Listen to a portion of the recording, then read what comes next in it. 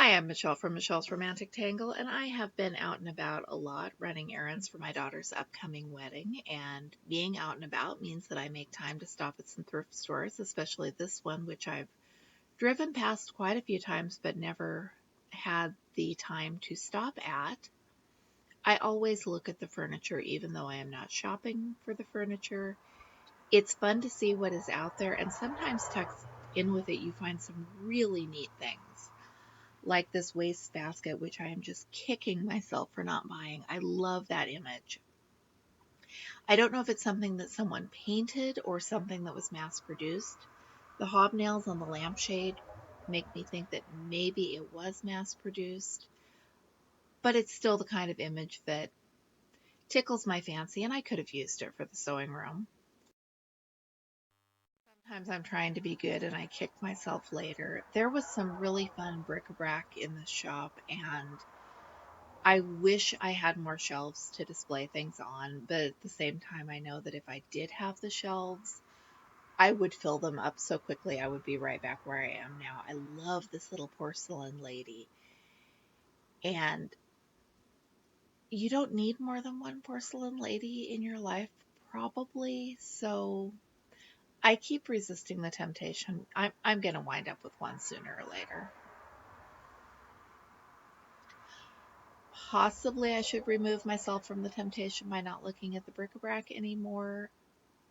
But that wouldn't be any fun, and then I couldn't make videos to share the fun stuff with you, so that's not going to happen. Every time I see bears, it reminds me of an estate sale we went to a year or so ago where the house had probably tens of thousands of these little resin bears, and I'd love to know what happened to all of them. I think they've worked their way through the thrift shops. I love this jug and the image on it, and earlier in the day at the Goodwill outlet, I found a more authentic jug, and I probably am going to kick myself for not buying that. But you can't bring home everything that is wonderful and fun. We were supposed to be on a mission to find dress shoes for the boys, but honestly, I got so caught up in the shop by the bric-a-brac that I did not even think to stop and look at shoes. Teapots would also be ridiculously easy to start a collection of.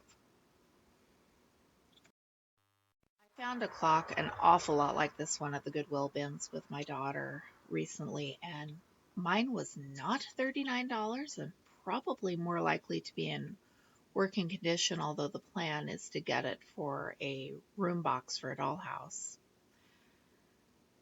Because when I bought it, I didn't think it worked, but then it kept chiming in the trunk of the car on the way home, so I might have to investigate that.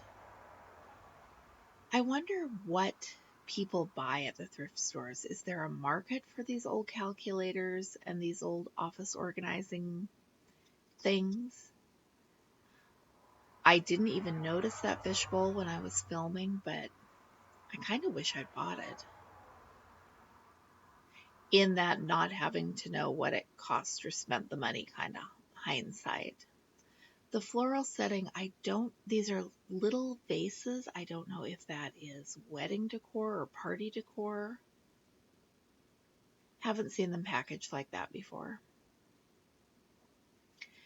And they're starting to put out all of the Halloween stuff, which I am finding annoying because most of my favorite shops move their craft stuff to make room for Halloween and Christmas. And I'll be playing hide and seek trying to find out where they put it until after the first of the year when things go back to where they belong.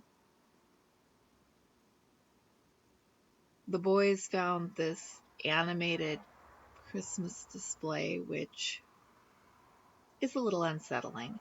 And here is our absolute best shop find of the day. This thing is a good 2 feet taller than my 19-year-old. I didn't bring it home. Love the bird made of feathers and paint, and I love this old map of the Hawaiian Islands. There's some pretty pieces of wood. This would be just great to keep some stitching or sewing projects in.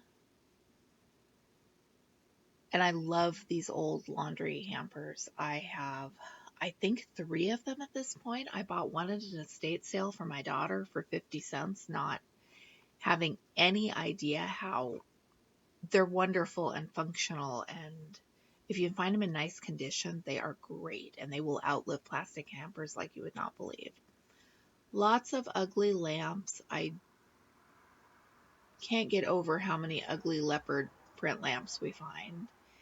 And the butterfly lamp, which reminded us of an old song that my son likes about the purple butterfly of dreams. So we didn't bring it home, but we thought about it.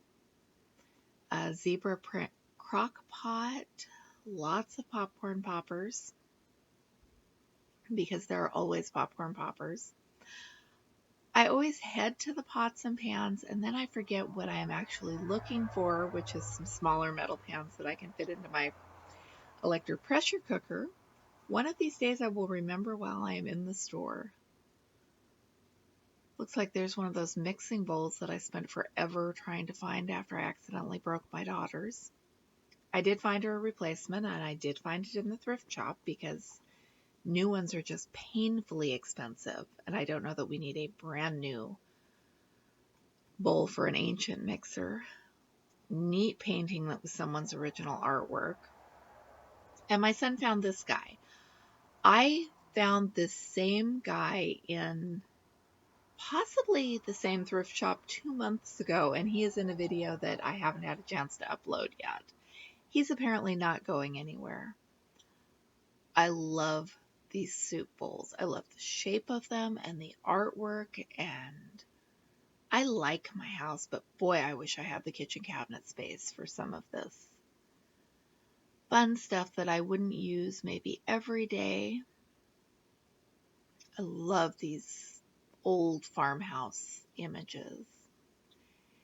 And the word zombie caught my eye on this plate just long enough for me to realize that we're talking about alcoholic beverages and not the fun kind of zombie. If anyone has a 92 Mercury, this Goodwill has lots of parts for you. These are the kind of thing that are so specialized, they always make me wonder if they wind up in the hands of the person who can use them. This is another one that I wonder what will become of.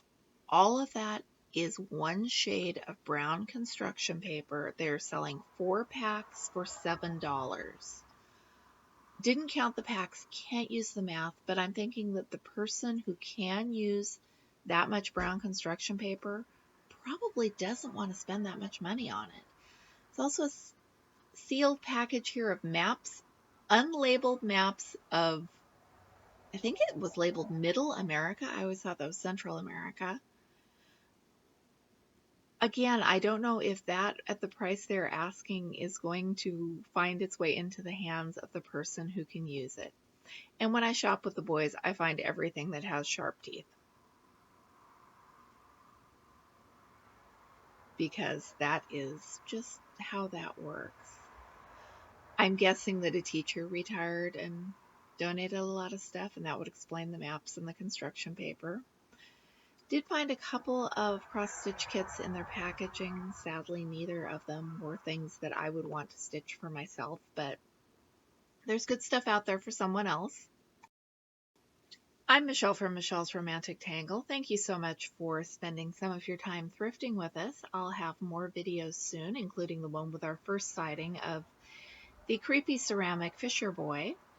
And we also made it to the Goodwill bins. I haven't rewatched that video yet to see if there's enough to cobble together into something coherent. I will be back to see you again very soon.